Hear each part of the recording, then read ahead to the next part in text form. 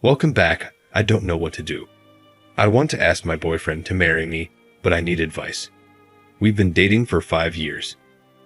Jake is the nicest guy I've ever met. Even though he's really busy, he always puts me first. Whenever I thought he couldn't show me more love, he went above and beyond to make me feel special. But he still hasn't proposed. I'm confused. If he loves me this much, why hasn't he proposed?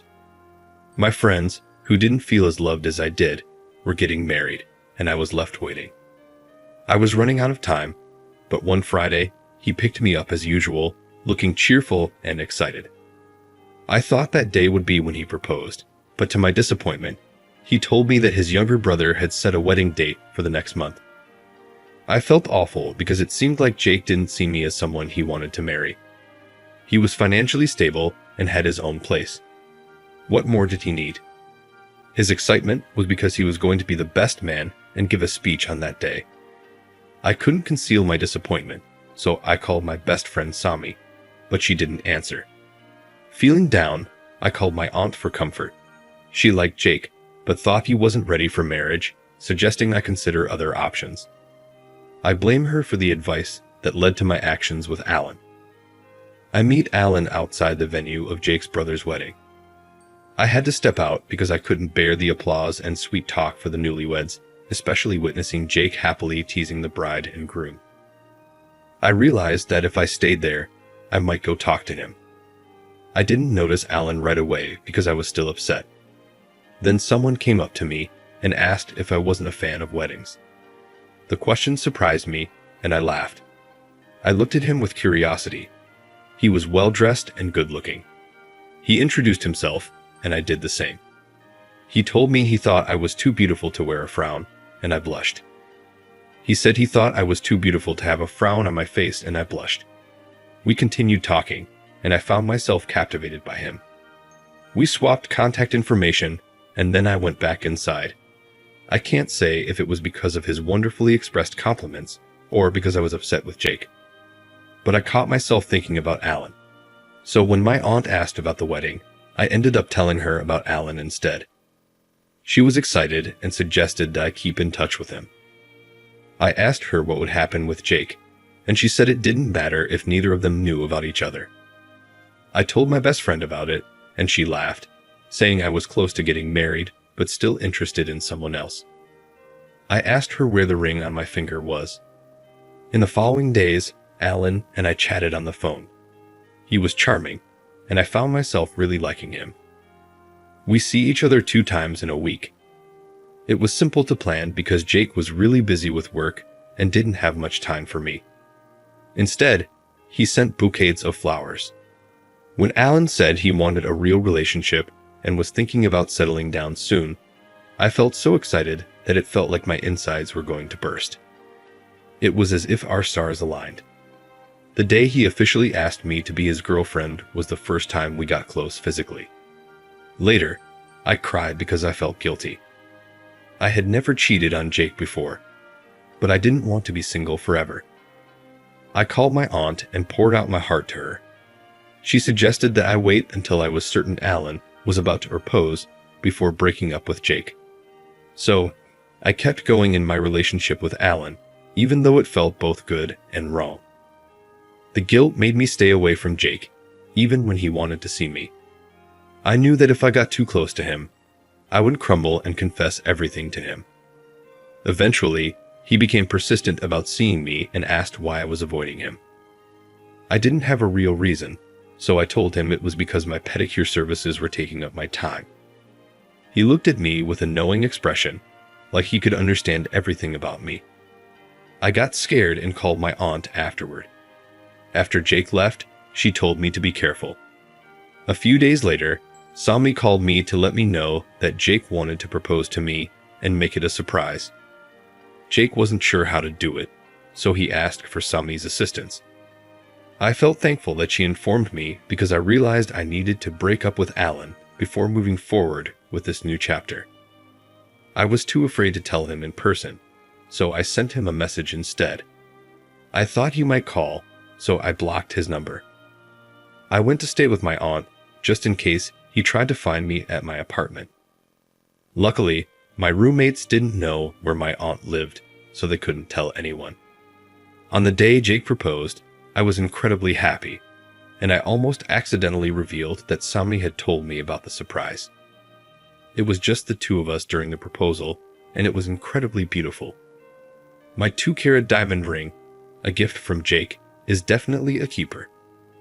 I felt deeply moved when he shared that he waited to propose because he wanted to make sure he was ready to be the best man for my love. However, my actions of avoiding him in the past week made him decide to propose sooner than he had initially planned. I cried tears of both happiness and guilt. We're planning to visit the rest of his family in the upcoming week. Jake's family house was quite large, and from the few times I had visited, I knew that there were always family members coming and going, so I was ready for that. What caught me off guard was seeing Alan there, being introduced as Jake's second cousin who lives in Germany. I was in a daze and didn't even realize my legs were moving until I found myself rushing to the nearest bathroom, away from Jake's and Alan's shocked expressions. I needed to collect myself and figure out what to do. I tried calling my aunt, but I couldn't reach her.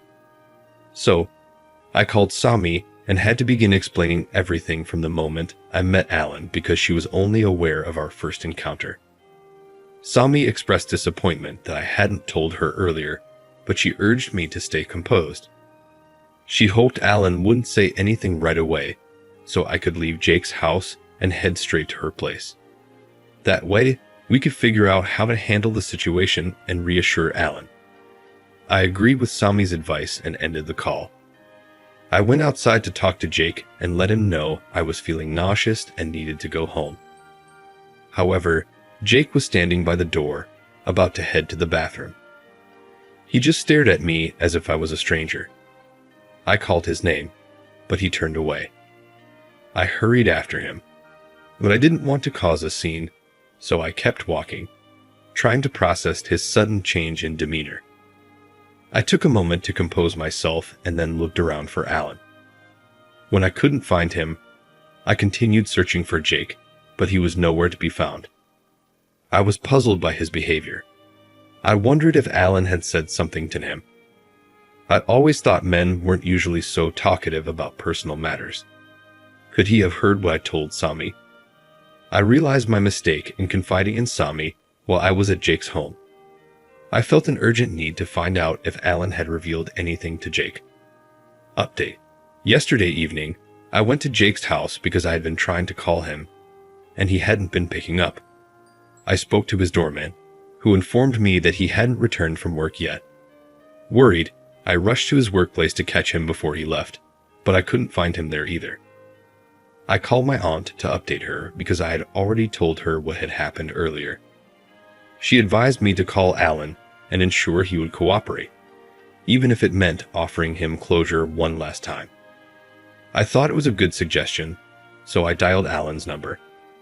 He answered on the first ring, and I apologized for abruptly cutting off contact. He told me I had some nerve to call him after what I did.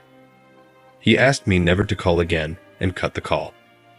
I rushed to the apartment where Alan was staying and rang the doorbell. Upon opening the door, I was shocked to see Jake, his brother, and a bruised Alan standing in front of me. I didn't know what to do, so I just ran back out. My aunt suggested that I should have come up with an excuse for being at Alan's apartment, even if it meant lying, like saying I was tracking Jake's phone. But I felt that the truth was probably already known. I questioned why I couldn't have been more patient and talked to Jake about his reasons for not proposing instead of rushing into another relationship with Alan. Is there a way for us to get back together? Sami told me a story about a man who gave his wife money even after cheated. We're not married yet, so maybe there's still hope for our relationship. I'm in a dilemma because Jake hasn't said a word to me. He isn't returning my calls, and he hasn't even asked to meet up. How much does he know? Alan blocked my number. I don't know if he did this for sure. What should I do now? Can anyone give me advice on what to do next? Edit. Jake finally called me back and wanted to meet up. Sami gave me advice on what to say and even offered to come along and stay nearby. She was disappointed that I hadn't told her about my situation, but she still wanted things to work out between Jake and me. Jake said he just wanted the engagement ring back. He thought he was the one who didn't deserve me, but now he felt it was the other way around. It turns out Jake overheard some of what I told Sami in the bathroom at his family's house when he was coming to check on me, and it made him very angry. Thinking that Alan had betrayed him, he ended up punching Alan. Fortunately, Jake's brother, who was very close to Alan and the reason Alan had come back in the first place, intervened and prevented a full-blown fight from breaking out. They all gathered at Alan's place, where he explained everything that had happened. Jake also expressed his frustration with me for almost causing a rift between him and his cousin. He said I was a hoe, and I was going to pay for what I did. I tried to beg with him, but he forcibly removed the ring from my finger and ended up bruising me in the process. At this point, I'm unsure about what to do. If I had known Alan was at the wedding, I never would have talked to him in the first place. I don't want to go back to the beginning, guys. Is it possible to get Jake to forgive me? Opinion. You cheated on your caring boyfriend, created chaos with his family, and now you're seeking advice. Here it is. Reflect on your actions, learn from your mistakes, and strive not to create such a huge mess in your relationships in the future.